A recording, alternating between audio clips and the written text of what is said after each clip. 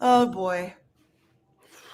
Welcome to the first Unnecessary Roughness podcast of the offseason.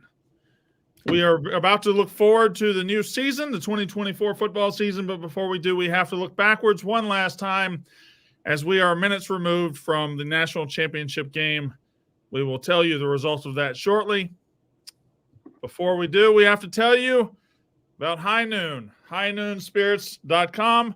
High Noon's are delicious. They have the great flavors, the El Prez pack, which I guess it's his night. Casey, tell them about the rest of the stuff. Yes, the El Prez pack, which is limited edition. I don't know how much longer it's going to be out. I can imagine there's a lot of those flowing in Houston right now, across the country, in Ann Arbor, Michigan. The new Snowbird pack, though, that is out. It seems like not as important in news at this very moment, but it is. Two new flavors. You've got the raspberry and the plum. Regardless, if you are a Michigan fan, you are drinking High Noon tonight. And if you're not, you should be.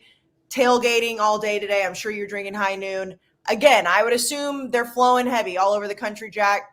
High Noon's the best way to celebrate. We love it. The El Prez pack just makes sense for tonight.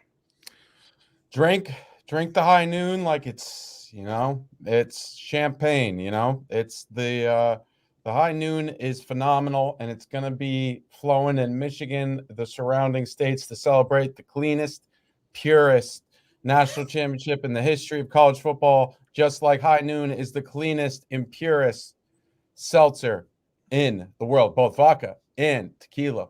And who knows what's next for High Noon, because they got plans that we don't even know about. So shout out High Noon. Now let's get to the show. Well, we'll start the show with one big truth, okay? And that truth is this. Nobody knows ball like Brandon Walker knows ball. I sat here and told you they were going to win the game by 3 touchdowns. I called the final score 31-10 Michigan, and everybody on here went, what? I knew that I was fighting a losing battle at that point. I had already given up, and they win the game 34-13. Number one, here's my thoughts. Fuck you, Kirby Smart. Fuck you. Because you showed up like a bitch to Atlanta and lost to a bad Alabama team. I had to watch that rock fight of a fucking championship game it was like a fucking pillow fight between 2 cheerleaders. That's the national championship. We put college football on national TV, the 2 best teams, and we say, here's what college football is, America. And America looks at it like, God, that's fucking gross. And I don't blame America. Jesus Christ, did you see that mess that we just put on TV? Now, listen. Michigan won. Michigan went 15-0. It doesn't matter what it looks like if you're Michigan. You just have to win. And they perfected winning ugly this year. You know why? Because they got great defense, great running backs, and an average-ass quarterback. But anyway, that is what they got. They went out and won. Doesn't matter what it looks like. They win. But God damn it, that was a gross-ass game. It was a gross-ass game, and obviously the final score is exactly what you predicted, a blowout. However, there were multiple times I saw you tweeting about it. I saw a lot of people tweeting about it when it was still a 1-score game. And everyone was like, this game is trash. Now, the product on the field was not good. I understand that. But how many times have we seen these championship games blow out from the second quarter going into halftime? You're like, this game's over. I could go to sleep. At least it was close for most of the game. I'll take that. That game was close in name only. It was close in score only. At no point did Washington have a chance to win that game. Michigan was a boa constrictor. No, y'all can make faces all you want. No. Y'all can make faces. No, Jack made a face. Y'all can make faces. Michael Penix, when he was not the same guy against Texas. Why? Because there's players that are going to get credit for Michigan, but the players that deserve the most credit are the 11 starters on defense and whoever came in that game. Because that defense never let Penix or those receivers or those running backs or anybody breathe. At no point, even when it was 7 points forever, Michigan couldn't score. That defense wasn't giving up anything. That defense wasn't giving up a damn thing. Washington missed one big opportunity when they had the guy, Dunze, turned around on a 4th down and Penix missed him. Once that happened, it was over. That defense wasn't letting it happen. No, I will say that, Brandon, you do know ball. You're a ball knower. But this is why when we talked about this game in the preview episode yesterday, I said this is by far the most important matchup of the game. Obviously, Michigan could run the ball. They were averaging like 19 yards a carry at one point early in the game. That is insanity. But because Michael Penix, even when he wasn't getting his ass on the ground, the pressure that defense was able to put on him and keeping those receivers contained made all the difference in the world, because we didn't see the explosiveness that we've seen from them. And even when he had the opportunity to stand there for a couple seconds, he was missing throws left and right. It was bizarre. It was bizarre to see, but that was the biggest thing that was important to me going into this. And this is the best defense in the country, no doubt. No, I don't think it was bizarre, Casey. I know he missed some throws. I can explain very well why he missed those throws, even the ones that looked open. He was absolutely hearing footsteps. He was like, there were times when he would drop back and have no time. There were other times when he would drop back and it looked like 15 guys were in coverage. So when he did have the times that looked like he just missed, it messed up his clock the entire night. Penix is a good quarterback who played a shitty game. He did not have a good game. No.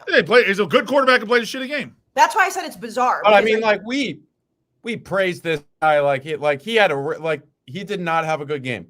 And I know I'll probably get killed for that take and whatnot.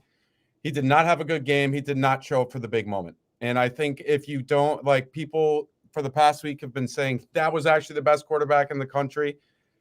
I still think he is. The best quarterback in the country did not show up tonight. JJ McCarthy made plays when he had to make plays. I mean, and Michael Penix having multiple turnovers, obviously. I mean, Brandon, that was another thing we talked about. Like, whoever turns the ball over is going to lose this game. Michael Penix having he had 2 interceptions, almost 3. It was the reason I say it's bizarre is because I didn't think we would see this game turn out where Michael Penix didn't play well. I thought maybe the offensive line just couldn't contain Michigan's front 7. I thought maybe Michigan's defense was just that much better. But Michael Penix didn't look like the same guy tonight, and that does surprise me because I didn't think this moment would be too big for him. Well, I thought Washington's game plan was bizarre in the first half. In the first half, it was a 7-point game at the half, a lot like the Alabama game where it felt like Michigan dominated, and then it was a close game at the half. But Washington's game plan in the first half was establish the run. Dylan Johnson's hurt. I mean, like, he's not healthy. He's got his right foot's bad, his left foot's bad, and they just kept trying. They were running on first and second down, and I didn't understand it. And by the time they did open it up, it was too late, and Michigan was just kind of sitting back, daring them to throw. But listen, say all that to say this. Coming in, there were 2 truths, and that was Michael Penix was the best quarterback Michigan's defense has faced all year, and it's not close. On the other side, Michigan's defense, far and away the best defense that Michael Penix has faced. That's the fact that ended up carrying the day. That defense got him all out of sorts. Whether it was their fault or not, they got him all out of sorts, and he was not the same guy that he was against Texas. And ultimately, Michigan wins the national title. Like, this is the first national title for Michigan since 1997. It's the first outright national title since 1948. They are the national champs. They were the best team this year. Like, and so many people want to narrow it down to a quarterback or this or that. From starter 1 to starter 22, Michigan is the best team. Their defense is incredible. Their offensive line is tough. Their running backs, like, how many running backs can they throw at you? Tonight, Donovan Edwards goes off in the first half. Like, insane. I know we had a season-long thing about the quarterback. You can literally just forget about the quarterback right now for Michigan because starters 2 through 22 won that football game night. They didn't need him. They didn't, like, he was there, and he made a couple runs and he made a couple throws. But J.J. McCarthy didn't win that game. Didn't win any game this year because he never had to because of how good that team was. No. Jack was letting him go. I think the biggest play of the game, it was 3rd and 8 on Michigan's 7-yard line, and JJ ran for 30 yards. I think that could have really changed the game. Washington would have got the ball probably around the 50, maybe the 45. And then Michigan didn't end up scoring on that drive, but it reset field position and whatnot. That was a huge play. Let's not forget, JJ McCarthy led a really, really nice drive when they were down 7 or to push that game into overtime against Alabama. I mean, like, literally the moment that needed to happen, he was there to do it. Yeah, I just think it's weird to talk about JJ McCarthy right now. What? I just think it's weird to talk about JJ McCarthy. Like, well, no, but when you say that starters like 2 through 22 are the reasons the game won, but like JJ McCarthy deserves a lot of credit for this because it was going into the playoff last year, and then the way he played against TCU, you were like, well, he's the reason they lost to TCU. He's not the only reason they won, but he's damn sure part of the reason. He threw for 140 yards tonight. But he makes the plays when he needs to. Like, I don't understand what does that even mean. What doesn't the quarterback need to make plays all the time? Well, was it his fault they lost to TCU only last year? Yeah, he threw 2 pick sixes. Okay, so then we can give him credit for not doing that in this game. I don't understand this. I do not understand why you. No, this is bizarre. Like Donovan, they averaged 19 yards a carry. We're talking about the quarterback.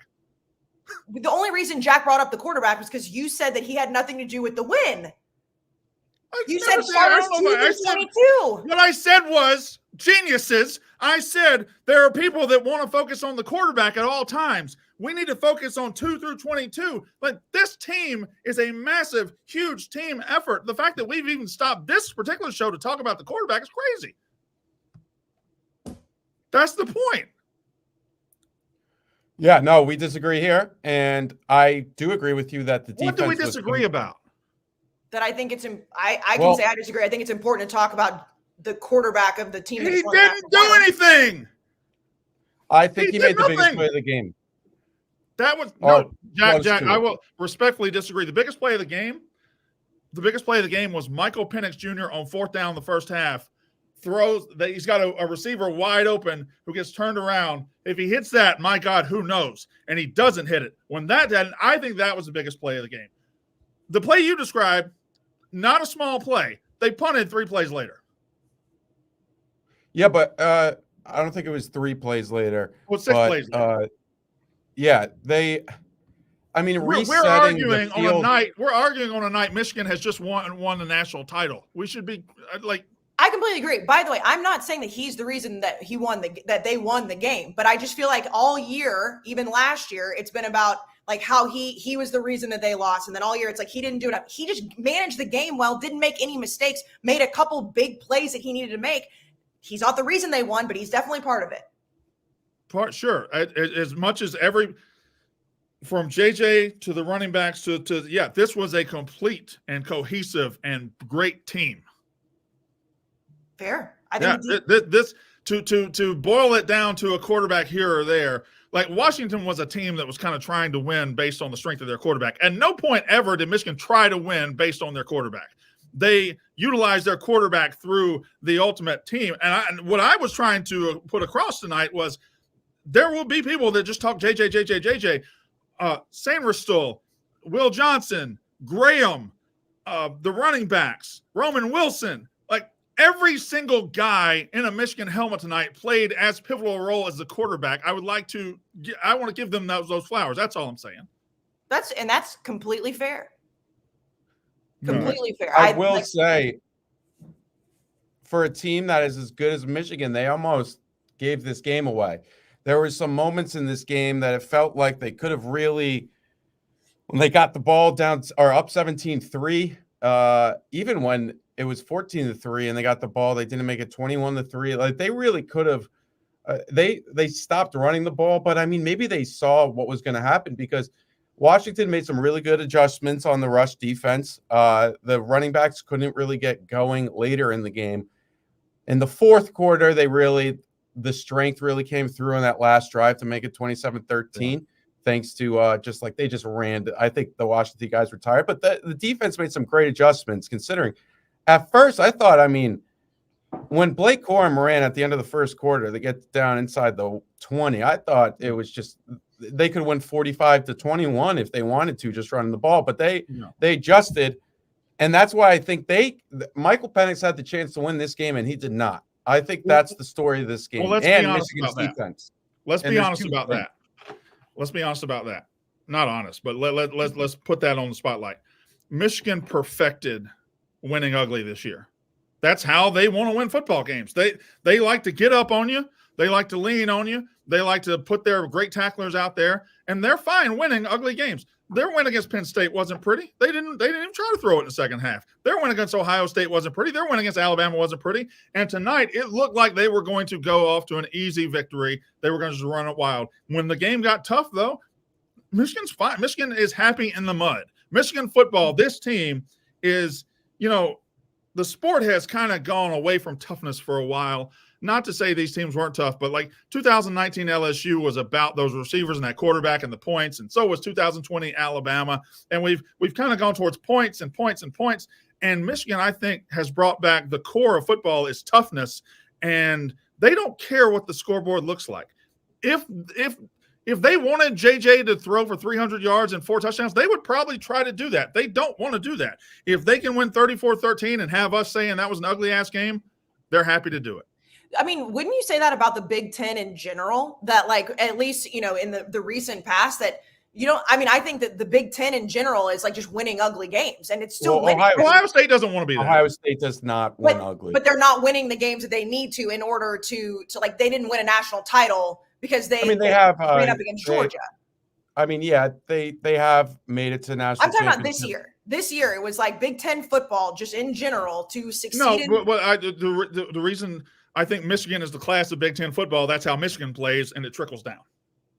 And Michigan is obviously hoisting the national title. So in order for it was just like all year. And the reason that Michigan, we knew that their defense was one of the best in the country. They were only allowing 9.5 yards a carry or a game, whatever it may be. Yeah. But the easier thing to say was like, well, that's because they're not really playing these explosive offenses. Ohio State's offense was not what Ohio State's offense normally looks like in years past this year. So it was like, it's just a mud fight every single week. And then they get into the college football playoff, and they're obviously able to stand up against Alabama and then Washington. It was just like that was the brand of Big Ten football this year. Yeah, and listen, did it result in the worst national championship team we've seen in the last 20 years? Yeah, sure. Are they as good as any other team that's won the national title in the last few years? No, they're not. Are their fans trash human beings? Yes, they are. I mean, I got to let you say whatever you want, because I think tonight isn't like after tonight when you can't, like once the clock turns midnight, you can't do it anymore. No. There are certain things I can't say right now, but I can always say they're pieces of shit. I can always say I just can't speak about one particular thing. I didn't know if you could do it until like maybe like when the Cinderella. I'm not going to. I considered when the clock hit zeros, I considered that to be when the blood oath starts. That would make sense. I didn't know if maybe you had a little bit of spice left in you on this show, particularly. The blood oath doesn't mean I have to pretend that's a great national champion we just watched. The blood oath doesn't mean I have to pretend they've got a great quarterback all of a sudden. The blood oath just means I can't talk about the way I think they won the championship. The tweet that you had, which was very funny, and I could hear it in your voice, but it also was so true. It's like, it's stupid when Michigan tries to do anything but run the ball, and it's stupid when Washington tries to do anything but throw the ball. Like, it was so simple and elementary to put it that way, but it was the truth. At some point in that game, we were both looking like, what the fuck is Michigan doing? What the fuck is Washington doing? They know what works for them. Obviously, by the end of the game, it didn't matter. But it was weird. It was a weird switch for both of those teams to try to establish something that wasn't working, but they were still trying to do it. Well, yeah. Now, I will give credit one place. I thought Washington's defense did stiffen up and toughen up. Like, Washington's defense, they were getting, I mean, bullied is not the word for it in that first quarter. Like, that was embarrassing. But they tightened it up, and they were able to cut those holes off. And Michigan, it looked like in the second quarter, Michigan saw that happening and tried to adjust to more of the passing game, and that didn't really work. And in the third quarter, they just kind of said, you know what? No, just going to run it. Eventually, it'll either open back up or we'll just win by 7 points. That's what I felt like I saw. Yeah, no, I think that it was, I mean, that's why, it wasn't a great game from a skill level standpoint, but there were moments where you're watching that game and you're like, okay, this is another classic college football game where there's going to be these weird decisions. Guys are messy. It's not the NFL. I liked this game until the end. Like, I thought that this was a really fun game to watch because usually we see blowouts. Well, now, yeah. It was boring, but it was still fun to watch, if that makes sense. The one part I thought, there are defensive slugfests and defensive wars and all of that, but tonight there was a lot of especially in the third quarter, there was a lot of drop passes. Like, JJ hit somebody in stride on a 1st and 10, and he dropped it. Penix hit a couple guys, they dropped it. There was a lot of Penix did miss some passes. Like, there was a lot of missed execution offensively as the teams were trying to figure themselves out. That wasn't just defense. Yeah, and the trenches won tonight again. It feels like that's at least the second straight national championship. I would say Georgia and Alabama kind of similar in 2021. But, obviously we're not saying much by saying that Georgia dominated the trenches against TCU last year, but Michigan dominated the trenches. It was a tough look for Washington's offensive line that we heard all about from their fans and whatnot, discussing how they were the offensive line of the year. And then, your offensive lineman of the year getting pancaked by like a defensive tackle. I mean, come on, guys. Really embarrassing. I came to hate Washington fans over the past 24 hours because I said that they almost lost to Cal. I meant Stanford. So I don't care at all. Can I just hold on real quick? Can I just stop you? Yeah. Oh, no. Yeah. I want you to look me in the face, Walker. I want you to look me in the face and bow down to your. I'm not bowing down. I'll look you in the face. I'll look you in the face. I'm not bowing down. We took every obstacle. We shoved it in your mouth. Bow down. No, I'm not bowing down. Congratulations. You won. Fine. You won. I'm not talking about the cheating. I'm not talking about it. You won. Football, Walker. USCC. Heck, who's the champion? Tell me, who's the national champion? Michigan won the national title.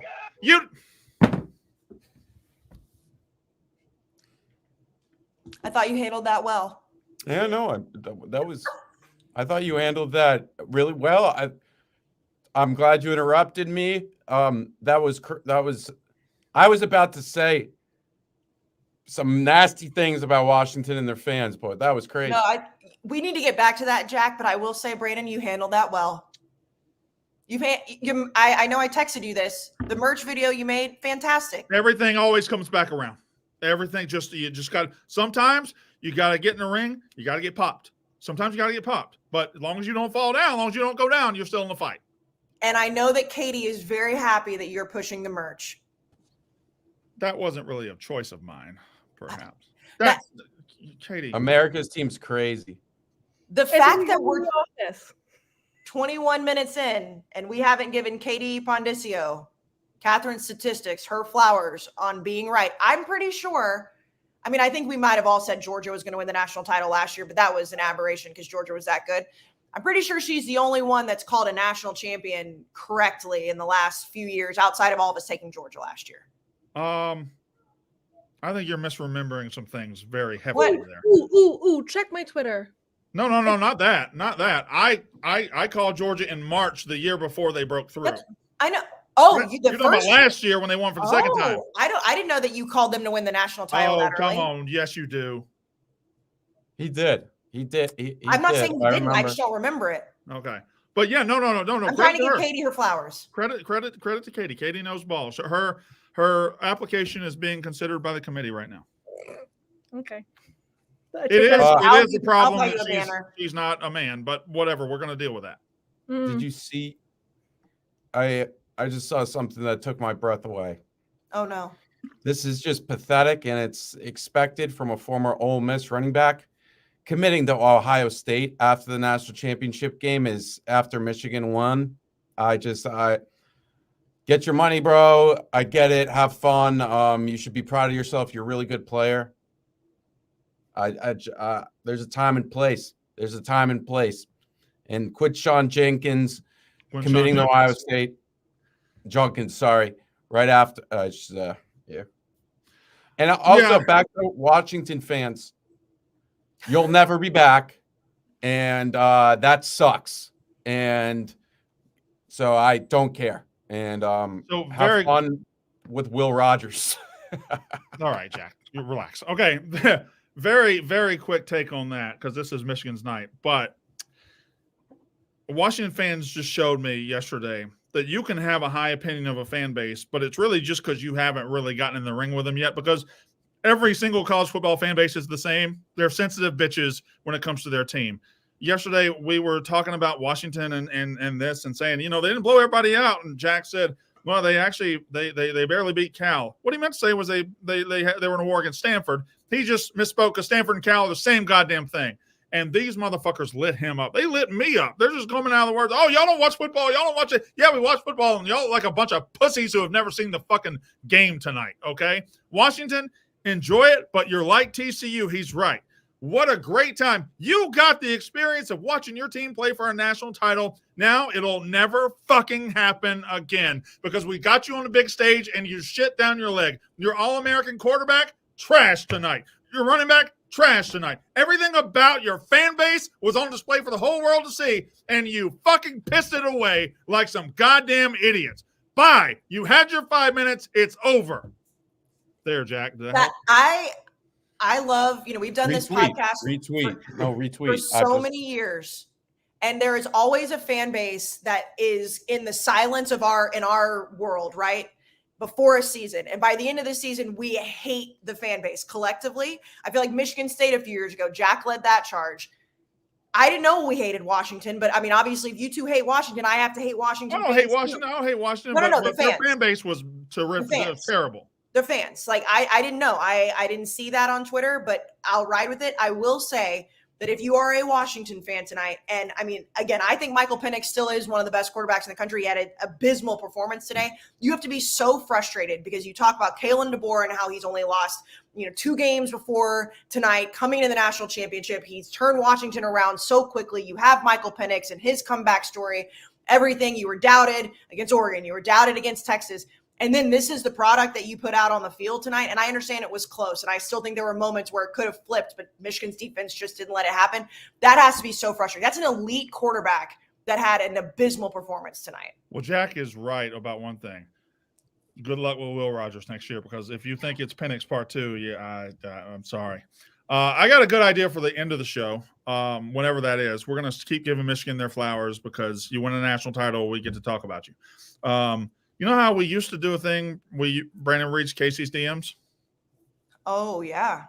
Tonight, Brandon's going to read Brandon's DMs. Oh, boy. And we're just going to read the ones that have come in tonight.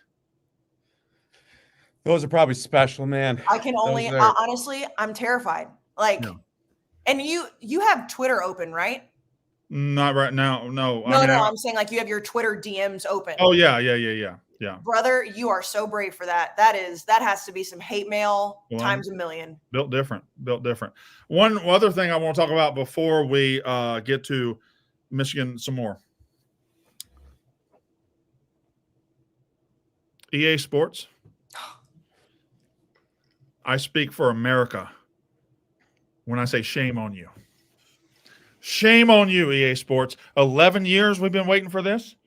And maybe you can't control the rumors that come out of EA Sportsdom. Maybe you can't control that. But the national championship game was live tonight. We had to sit through a fucking pillow fight between a couple of shitty teams. We had to watch that shit all together. And it was mud's going everywhere. And nobody's happy. Yet there was the ray of sunshine in the clouds. There was the fact that we were going to get a commercial or something, a teaser, a title, something for the new college football game. And you gave us nothing. No tweet, no TikTok, no nothing, no Facebook, no MySpace, no nothing. You didn't do a GeoCities website, nothing. You did nothing. And EA Sports, the captive audience, all we want is a little manna, just something to fall down from us, just a crumb. Give me a crumb. And you gave us nothing, EA Sports. For 11 years, you've had us by the balls, and 11 years you failed us. Fuck you, EA Sports. Fuck you. Didn't I see Jeff D. Lowe at some point tweet about how there was going to be something online, like a trailer dropped online, and that obviously didn't happen either? Like, where did that rumor start? I believe it. Almost anything Jeff D. Lowe says. So then I saw that. I was like, okay, well, maybe we're not going to get a commercial. I don't necessarily care as much as you guys, but I want you to be happy. But at least we'll get something online. And they just did nothing completely? Nothing. They get less than nothing. They didn't even come out and say, hey, guys, we don't really have anything for you today. They didn't even come out and do that, Jack. They didn't even come out and say, I don't know where the rumors started, but we don't have a commercial. I'm a little concerned about where this is going. It could be pushed back. Who knows? EA's not known for they don't have the best reputation on the gaming streets right now. It sucks. I mean, I'm cheering for it, man. I'm cheering for it hard. I pause, but I really am. And it feels as if we're about to get a press release in the middle of, I don't know, March Madness when no one's paying attention. We're actually pushing back to 2026. Could they do it during the Super Bowl? I do think all indications, as I was speaking, it popped into my head. I think all indications are it will be ready for there's just with this one guy in the chat right now is really making me mad. It's like he's not listening. It's like this Austin Griffin guy. It's like he keeps yelling about how he was like, he was like, you're not giving enough credit to Michigan. No, we're giving a lot of credit to Michigan. He said, I'm shitting on EA Sports. EA Sports stinks. Where have you been for the past decade? It's not 2007 anymore, buddy. I mean, come on. I don't know how you guys read the chat and do the show. I can't. The multitasking. I just want to talk shit or talk favorably to people in the chat. So credit to you guys. Let's get back to Michigan because there's one thing I want to point out about Michigan. Jim Harbaugh's national champion, JJ McCarthy's national champion, Blake Corum, Donovan Edwards, all those guys. There's a lot of skills necessary to win college football games. I feel like the skill I'm about to talk about is one that's not talked about until you don't have it, until you have guys that miss them. But tackling is a very key component to football. And nothing is more frustrating than 3rd and 7 and your guy squares up to tackle and misses. Or if you have a poor tackling team, it's very, very frustrating. Michigan, you can talk about everything that happened in this whole run. That might be the best tackling team I've ever seen. The open field tackling, the discipline of that defense. They don't do anything stupid. They don't make a lot of penalties. They just are there at all times. If they're in zone coverage, there's like 10 of them around. If they're rushing the quarterback, there's like 10 of them doing that. It's like they're a swarm at all times. But when you get one-on-one on the edge, you can't beat them. And you rarely get one-on-one on the edge because you think it's one-on-one and it's 1-on-5. And their tackling, their defensive execution is probably the best thing about this team, even though nobody would ever put that as number one. And I'm sure I'm going to botch this saying, but it's like when you have a really good offensive lineman that just does his job, they don't really talk about you a lot until you mess up. And if you really fuck up, then you talk a lot about that position. That's the way it feels like with tackling to me, because when we see really bad tackling, which, for example, we've seen with USC and Lincoln Riley's teams for a long time, that's all that you want to talk about, right? Like, how is this team so bad at tackling? It's a fundamental thing in football. When a team is really good at tackling, it's like nobody really talks about it because that's just what you're supposed to be doing. So it's just kind of like there. And then you add the level to where in college football, there's a lot of bad tackling and Michigan does it at a different level that it seems like everybody else this season. I completely agree. I think that Michigan's defense is the main story here, but there is never a time when you see them in space and you're like, they're going to miss that. Like, that they're just going to fundamentally do what they're supposed to do, which is tackle somebody when you're playing tackle football. It's a weird defense in that there's not who's a great defensive star? Like Chase Young of Ohio State a few years ago. Like, there's not that guy. There's not like one guy. There's not like a guy. What? They didn't have an Aiden Hutchinson, like a guy that was. Yeah, Aiden Hutchinson's a better one because he played in Michigan. They don't have a guy. They don't have like a top 5 pick on that defense, but they probably got 11 like first or second round, or late first, second, third round guys. They just got guys. I mean, Sainristil, Will Johnson, the big white guy, 55, Graham. Like they're all just fucking good. There's also not the guy that's like the one standout really good guy where if that guy disappears, Aiden Hutchinson's a great example because we saw games where it was like he just wasn't even on the field and everyone wanted to point to that. It's like if one guy, quote, disappeared in this game, you wouldn't even necessarily notice it because somebody else would do his job. So it truly was a team effort. I mean, across the board on both sides of the ball, but that defense, and maybe it was because, Brandon, credit to you for talking about their cupcake schedule early on in the season. They didn't really play anybody good. Then the last 3 games of the season, obviously with Penn State and Ohio State, but it's like this defense was so damn good that we didn't even know how good they were because they weren't playing really good competition until the end of the season. That's how good they were. All right. Where else y'all want to go? I guess we could tell you about the delicious meals at Factor real quick. Casey, I know that you're a big Factor fan. Factormeals.com/Walker50. I know you're a big Factor fan. Big Factor fan. In fact, at halftime tonight, I was like, I don't want to order food. Nothing sounds good. I definitely don't want to cook food. I mean, why would the hell would I want to do that at this time?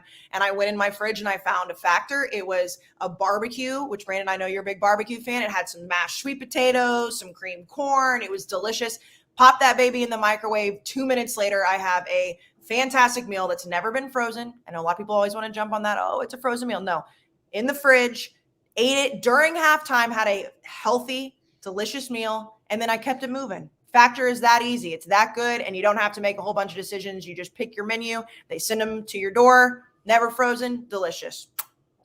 Factor has everything I need for a week of flavorful and nutritious eats. In addition to ready-to-eat meals, they have cold-pressed juices, smoothies, energy bites, extra protein, veggie sides, and more to keep me energized during frantic times. Head to factormeals.com/roughness50.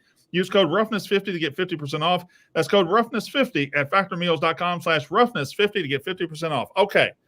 Very quick conversation, and then we can circle back. Michigan has won its first national title since 1997. All right. I knew Katie was going to be like, I saw her get up while you were reading that ad. I was like, yep, she's about to do for people that are listening to this, Katie is just holding up every nice piece of merch that is on sale right now at Barstool store. Jesus Christ, how many merch?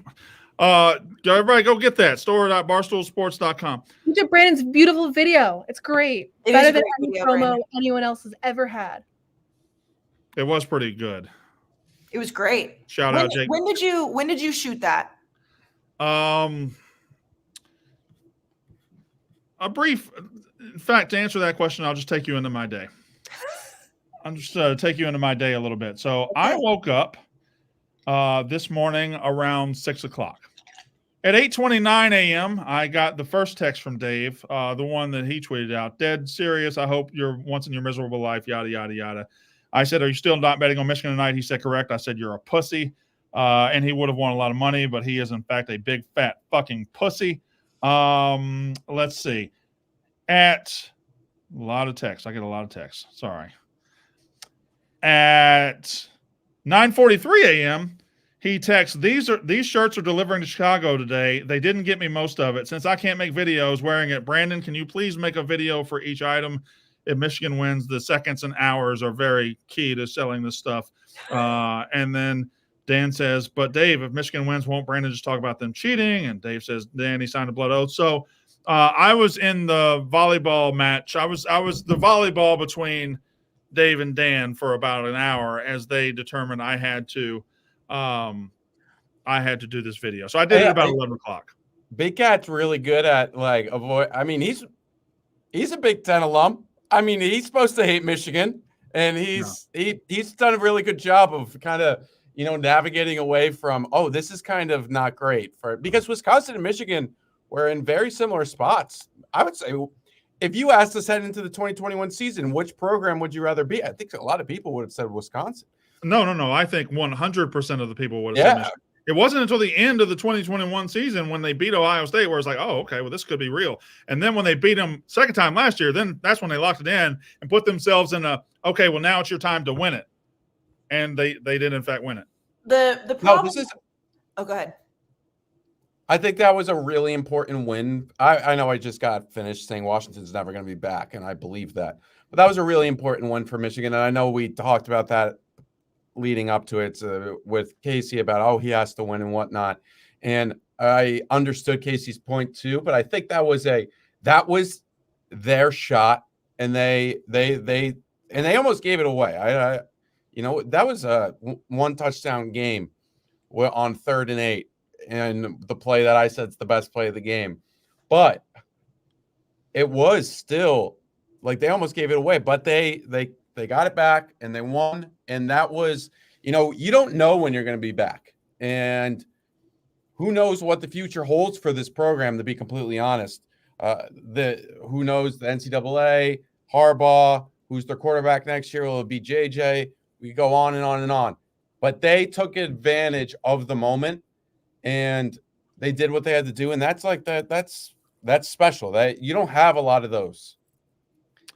I think, I know I said this on the last episode as well. Like, I don't think that it mattered what happened in the college football playoff. I think Jim Harbaugh is gone. And I know a lot of Michigan fans are saying that that's like hating on it. I think it's so messy.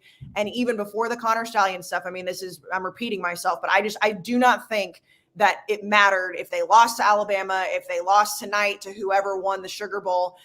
They won it. And that to me even furthers it. Like, what else does he need to do? Because he struggled early on when he got there. He couldn't beat Ohio State, couldn't beat Urban. Then finally now they beat Ohio State 3 years in a row. They made it to the college football playoff 3 years in a row. They were just by far a worse team than Georgia.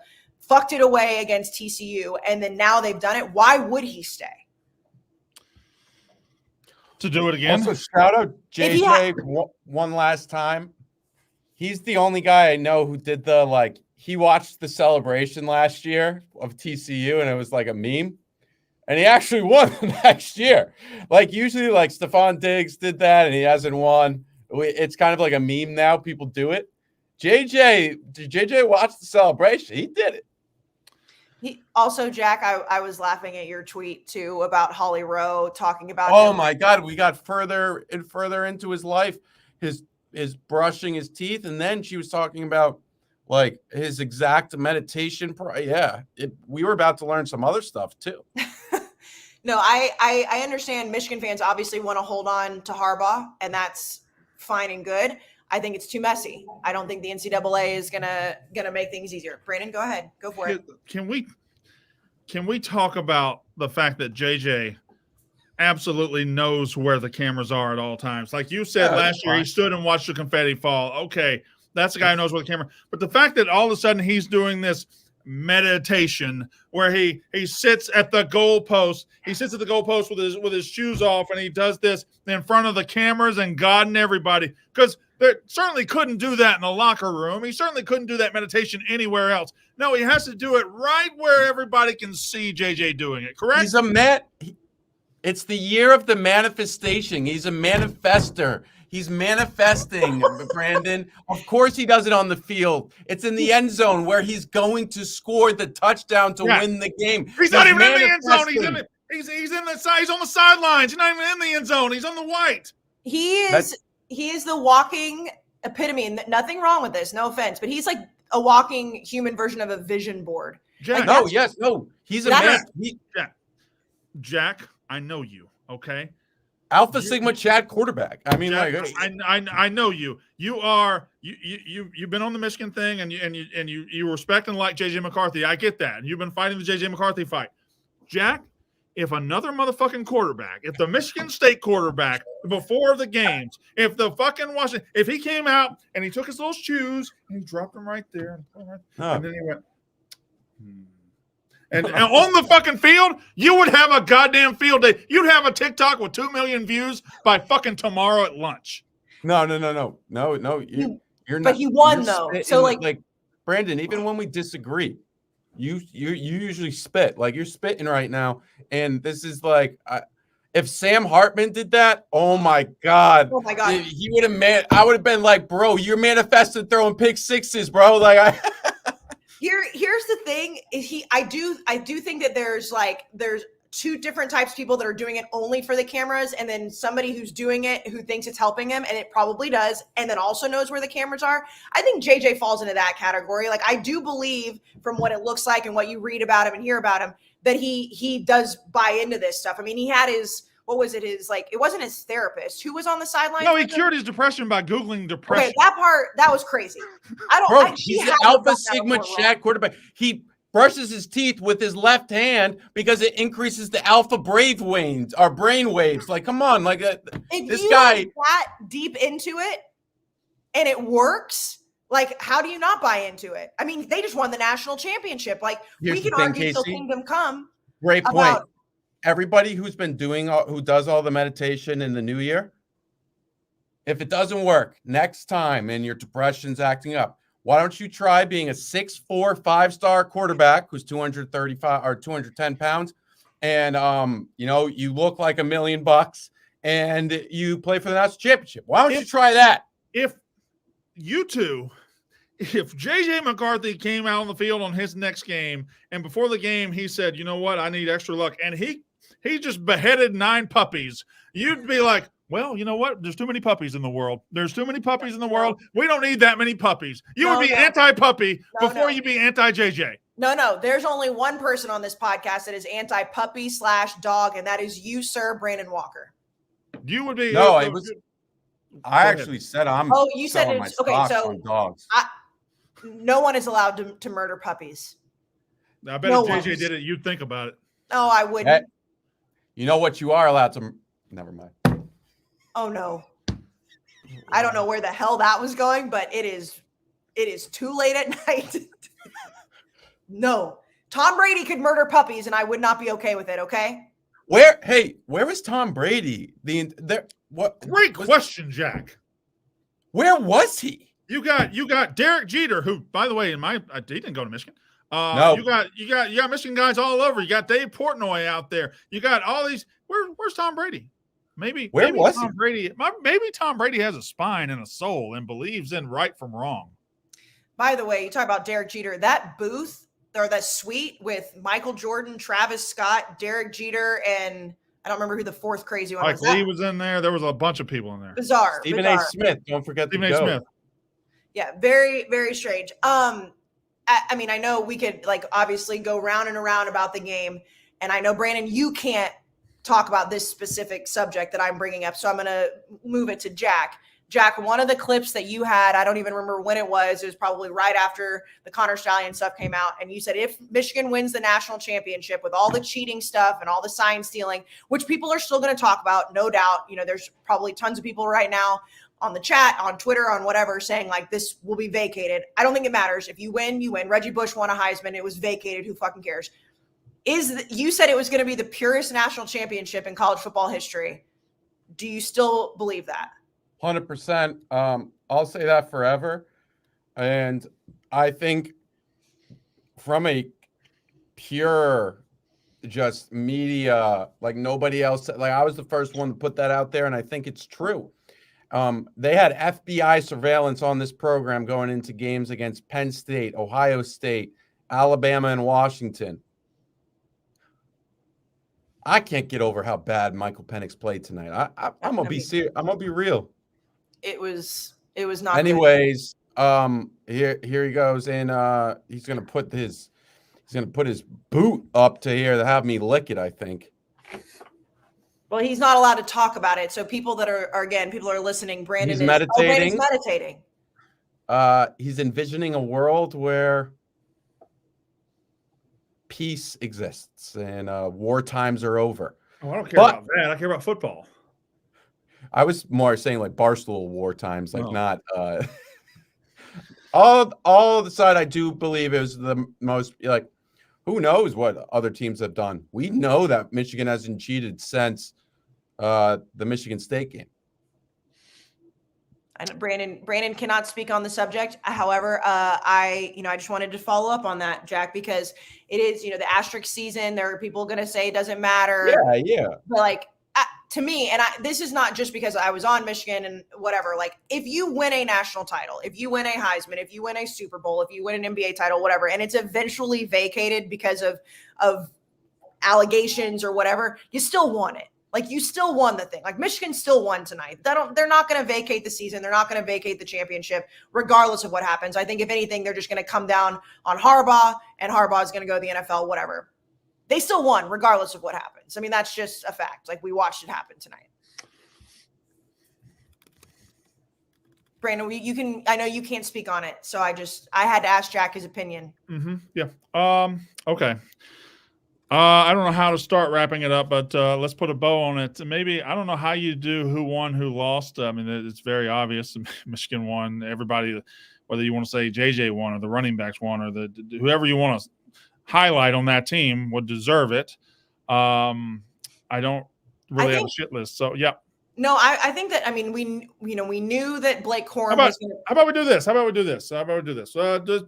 you had to pick one star of tonight, it can be anybody. It can be Dave, for all I care. Casey, pick one star for the night. I'm going to take Donovan Edwards. And I know that, we talked about him a ton last year when Blake Corum got hurt. And, there was always the Blake Corum for Heisman campaign, especially last year until he had the injury. But Donovan Edwards was always right behind him, carrying the ball just as well, just wasn't jumping off the paper like Blake Corum was. And the yardage that he had last year just was very obvious. This year, there was a lot of times where, it was almost like he was a forgotten running back because we just kept talking about Blake Corum, and those first two runs that he had tonight that's what set the tone for this game. And eventually Blake Corum got in the end zone multiple times as well, But Donovan Edwards having that breakout game tonight to set that tone for Michigan and to say, hey, like we're going to average 19 yards a carry at some point. I think it was at 12 at halftime. That started with Donovan Edwards just being able to absolutely just destroy everybody in front of him. And, I don't think that at the end of the game, everyone was like, he's the only reason, but he's definitely the reason that it jump started tonight for Michigan. So I'm going to take Donovan Edwards. Jack, the star of the night, please. Jim Harbaugh, biggest winner. The guy's been in these big moments before. He made it to the Super Bowl and lost to his brother. Like, guys, you got to see that guy every time you go home. I know they have a great relationship and whatnot, but like that will eat you alive. There's I can't even imagine. I don't have a brother, but I would assume that just would kill me. He came into the 2021 season on the hot seat. Some people wanted him fired. Dave Portnoy wanted him fired. Yeah. Yep. And there was a tweet, but Jim Harbaugh kept going. He kept building, and he really created a great program here. He doesn't really have like a top 5 star on this team. Brandon is right. I know we argued, but like 2 through 22 on this team is unbelievable. Number 1, JJ, he's he does what he has to do, but 2 through 20, and he's created a great program, and he's finally won the big one, and that's got to feel really good.